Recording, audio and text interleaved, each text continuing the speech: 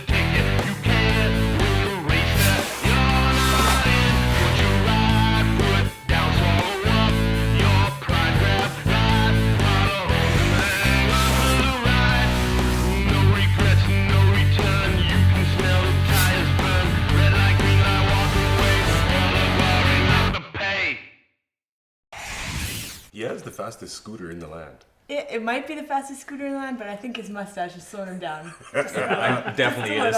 It must Hey be. guys. Oh. Sorry I'm late, I got stuck in traffic. What traffic? There's nothing out here. There was all these film trucks around my place. Traffic was backed up all around the block. It was quite the scene. I've seen that lately. Like, the movie industry and the TV industry is huge around here. Well, actually, it's been building for a number of years. US-based producers bring production north to take advantage of the Canadian dollar. Because now the government of Manitoba has introduced a new series of tax credits. Production has spiked and expected to bring in $365 million. Not to mention the multi-talented crews and unbelievable locations. Yeah, about that. Okay, so what are we gonna do? What's our plan? Well, I'll tell you what. You guys are well aware, I've had a couple of cars in movies over the years, motion picture vehicles. Just love the experience, chance to make a little bit of extra money. But the one thing I've been thinking about is in every single movie, there's one typical kind of car every time. Guess what that car is? Police cars. Exactly. So what I was thinking is, hey, you know what? Wade's a corrections officer. I'm a former corrections officer. Evil Dave's been in the back of many, many police cars in his illustrious career. So perhaps maybe I could call in a couple of favors with the boys in blue, maybe get a chance to go on a ride along with them, get a real up-close look at the police cars and see how they deck them out. Then we'll find like an old beater Crown Vic or Caprice or something, pull it in here, pimp it out into cop car status. Maybe I could get it on a movie. Well, don't get yourself shot. I won't. Bulletproof vest, baby. Gonna hang my head out the window and make like siren noises? Absolutely. Me, mom. Me, mom. Well, that's the ambulance. All right, so let's make it happen. Let's get a cop car and drive it.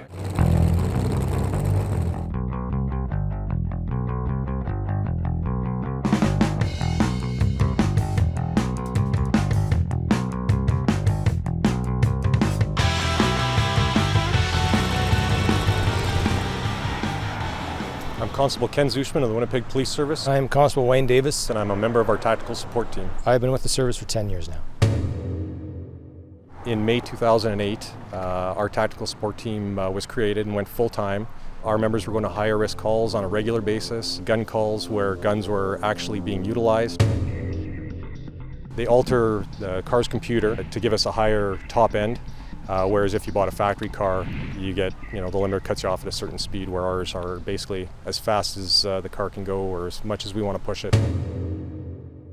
It allows us to respond to the calls in the timely fashion that we do, and as quick as we can and as safely as we can. And not just safe for us, but safe for everyone else that's on the road as well.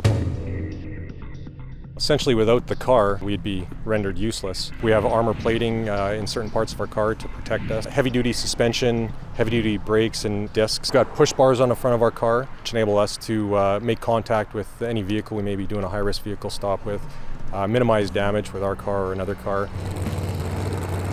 The car is such a vital tool to the Winnipeg Police Service. They have actually made sure to include examples at their museum. I thought we'd check it out.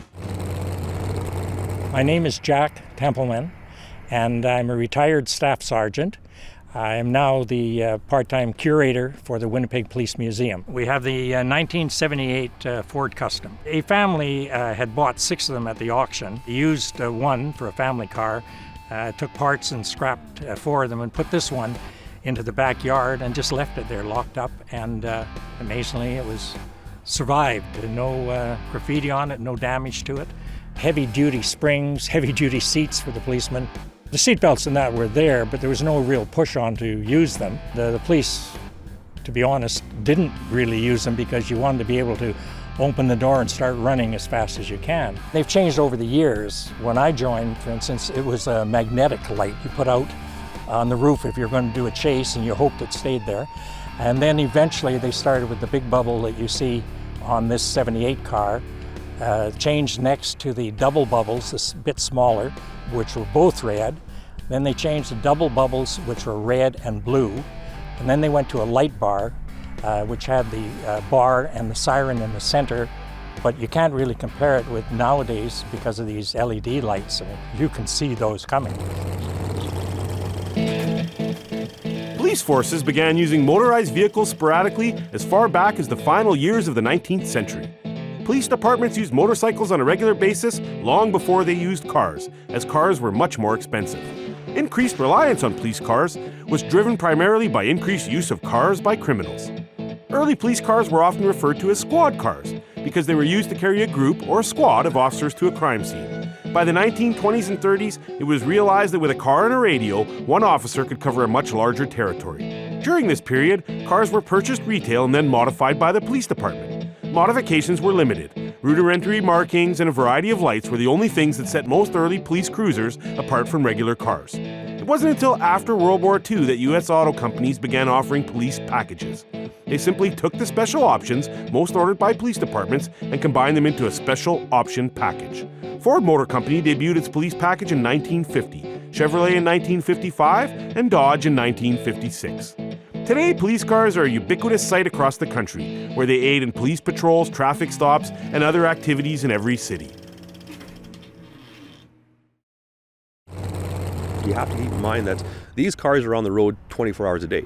So in theory, you can actually put on about 5,000 kilometers within roughly 3 to 4 weeks. And with every oil change comes what is called a safety check, including like just a general inspection of the tires, the suspension, the lighting system, things like that.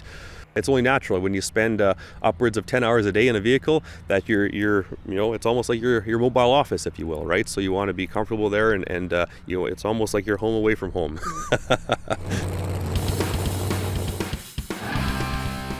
The Ford Crown Victoria. Engine size, 4.6-liter naturally aspirated modular engine. Generates 270 horsepower.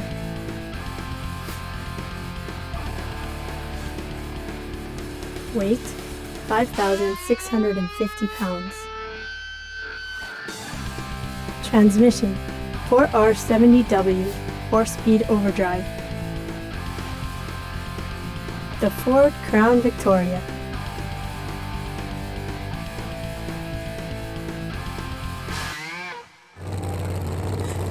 So what, you see a cop car, you automatically have your hands on it or what? I've been framed. Assume the position. I knew that assuming that position would get me in nothing but trouble. So what's the story here? Great looking car. You didn't steal it, did you? No. Oh, I hope not. So what's the story? Picked it up for you. It's a 92 Caprice Classic. Was it actually an actual police car? No, or? it wasn't. It doesn't have the 9C1 package, but we can bring it up to speed though. Cool. It's a little rusty, few dents. Got some new used accessories for it though. So what did you guys do? Like, empty like your pockets out onto the hood of the car, or what happened here? Amy went into her special drawer, donated the handcuffs. The special drawer. Yeah. Guilty. Nice. No, I brought a laptop we had kicking around and we're gonna help fill the hole in the dash and. Cool. So basically, then you guys think you have all the stuff to make us the movie cop car? Yeah, we've got some lights. We've got a siren there, some spotlights. Got the glasses. Got some wicked decals on order. They're going to be here soon. Oh, good. So like police decals, the whole deal, everything? Yep. All right. I'll tell you what, I got some more research to do. So while you guys are hard at work at this, I'm going to learn a little bit more insightful stuff about the wonderful world of police.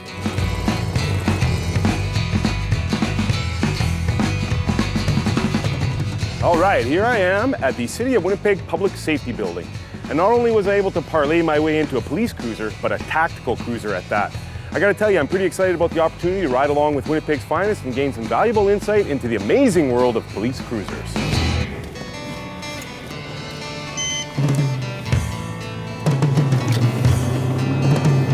You guys ever scared? Just when we have ride-alongs. Then ask a lot of dumb questions.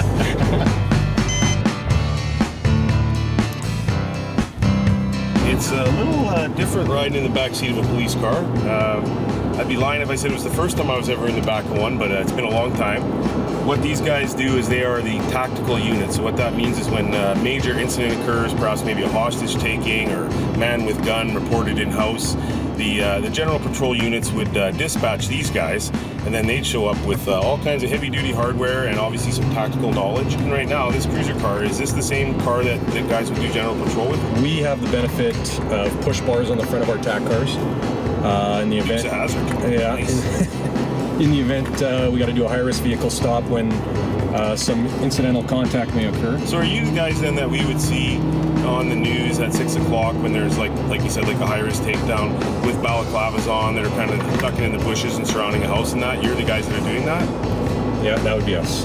Another big difference with our cars is we've got armor in certain positions in our car. Oh, neat. That'll give us a little bit more coverage. So this car specifically has some armor plating in it then? It does, yeah. Good. If we have a suspect or a person of interest that we need stop that might be armed or known to be armed, and we want to do it as safe as possible, we'll use our entire team, which will usually consist of 3 cruiser cars and potentially another unmarked vehicle.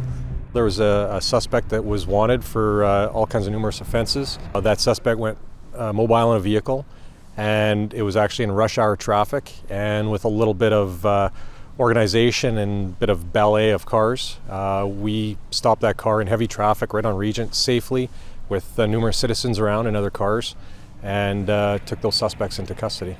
That'd probably be the most applicable use of that car as an actual tool.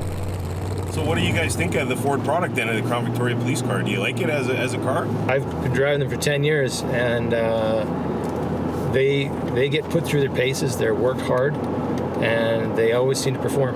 So the car that we bought is an older Chevrolet Caprice. It's been a while since the Winnipeg Police Service used the Caprice Classic as a cruiser car. But Constable Zushman, do you recall the Caprices back in the day? I do. I was assigned a Caprice when I was working downtown for a little while. It's definitely a different beast. What can I say about it? You could put an extra large pizza on its dash. So have you guys had much interaction with the film industry here in Manitoba? Yeah, the police are involved quite frequently with it. Not only special duty doing security on sets and things like that, but I know they consult the odd police officer, and they actually include several of them in acting roles. But just actually being out and about in the city and seeing sets where police, I guess, scenes are being shot. It's always interesting watching these police vehicles that are made up strictly for the movies and seeing what kind of cars they are and what they're made of. It's pretty interesting, the deckling work on them. I'm an inspector with Winnipeg Police Service. I've been on for almost 28 years now, and it came forth that we should be looking at changing our graphics. Did a little bit of research on the internet, on other areas of the country and into the States, and that's really where it started. And all of the black stripe itself is reflective, and it reflects back at 100 candle power. The wording of police, which appears on the sides and on the rear of the car, is all at 460 candle power. They're noticing it, and that's what's important. Crime prevention-wise, when people notice police cars, then there's more of an awareness that we're out there. So what are some of the sort of faux pas that you've witnessed? Can you think of any off the top of your head when someone's operating a police vehicle in a television or movie situation? The accidents they have, and the blatant disregard for public safety when they're driving with the vehicles, just blatant disregard for safety. So it's not so it's not common practice for you guys to drive up on the sidewalk or do that kind of stuff, No. right? No, I can't remember the last time we jumped a gravel pile and landed safely. What is the most rewarding thing about being a police officer in this city? At the end of the day, when you help somebody and you go home and it's something you feel good about and you can tell your family that you've done this, and not only would I be proud of what I've done, my family's proud of me, and I think that's probably one of the most rewarding things of this job. Ultimately, guys, we're gonna make a police car, and the purpose of it is to put it on a TV show and have some fun with it. But I think that on behalf of the WILLY'S Garage crew, and I think I speak for pretty well every citizen in Winnipeg, I just want to thank you guys for what you do. I mean, I can't imagine, some of the horrific events that you guys have witnessed and some of the stuff that you guys have been involved with. So I'll tell you what, anything that my tax dollars can go toward to help you guys make your job better, you just get 100% support from me on every single angle. Thanks very much, Willie. Thanks, Willie.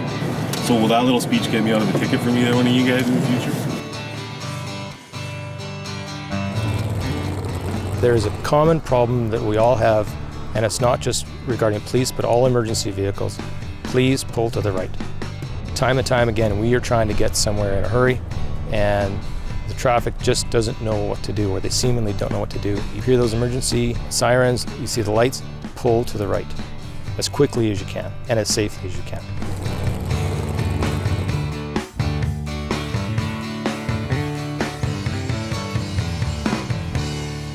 Nice. This looks awesome.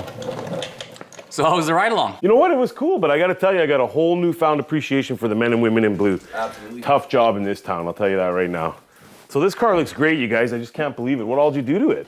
It's actually all ready to go. We fixed up the lights and the decals for you, and we actually did a full brake tune-up. Cool. It looks awesome. So what am I supposed to do with it now? Like, how do we get it on a movie set?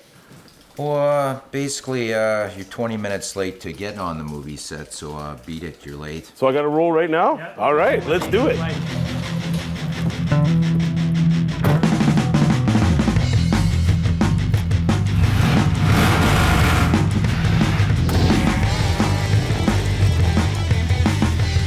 So here I am on set. According to the crew, I had to hurry, so I race all the way down here. Obviously, I had no problem. Hello, I'm in a police cruiser. So I pull up in front, just squeal right in. They're like, wow, you made it. Now go over there and wait. So who knows, we might be here for a while. Nice. One of the best things about the film industry, they always leave a lot of food laying around. It might make you wait, but you know what? It's totally worth the wait. So I'm on set here today with this massive production. There's all these trailers, there's all kinds of stuff going on. And who do I run into but my old buddy, Ian Hanford. How are you, man? Really, very good. Cool. Thank you. Now, Ian has a very interesting job. He is a picture vehicle coordinator. So why don't you tell us a little bit about what that job entails? All the vehicles that show up on camera in a film or a TV show, it's the cars that the characters drive, anything. When you're out in the street and you see vehicles driving by, they're all brought to set. It's very rare that you would see just people, like just ordinary citizens' cars driving. We bring all the vehicles. So it looks random, but it's actually planned. In other it's words, all then when planned. you see Yeah, it's them, all right? coordinated. All coordinated, Yeah, absolutely. that's right. Yeah. So where do Yeah. you typically obtain these cars from? This show we're doing, it's a modern day show, takes place in 2010. So a lot of the cars we can get from rental houses, Enterprise or Hertz. We got this Mustang from Hertz.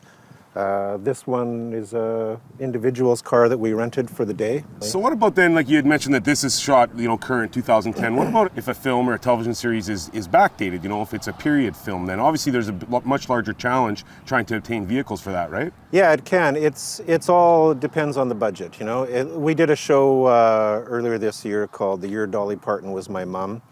We used one of your cars. Yeah, for sure, yeah. Took place in 1976, so all the cars have to be 1976 or earlier.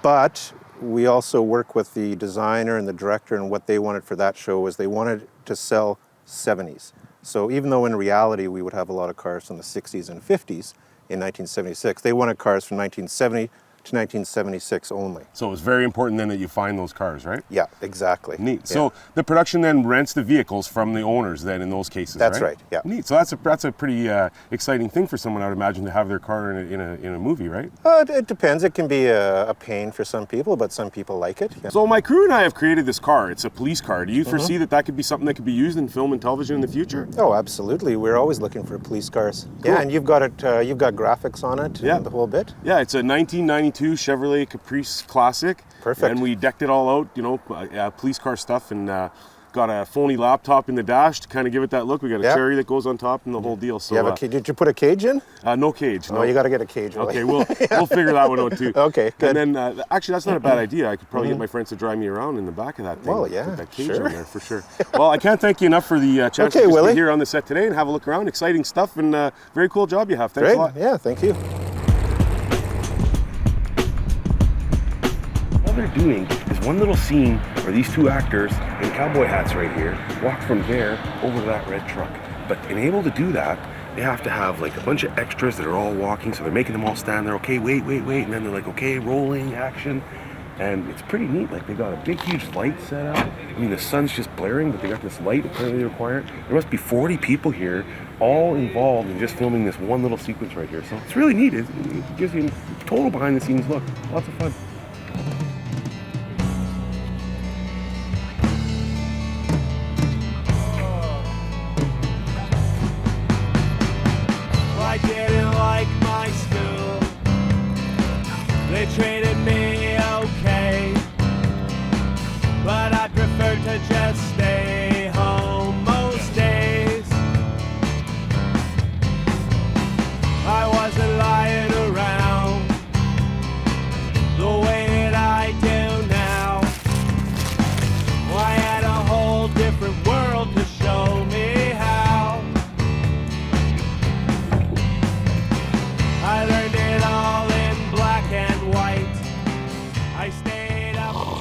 Willie, we're not needing your car today.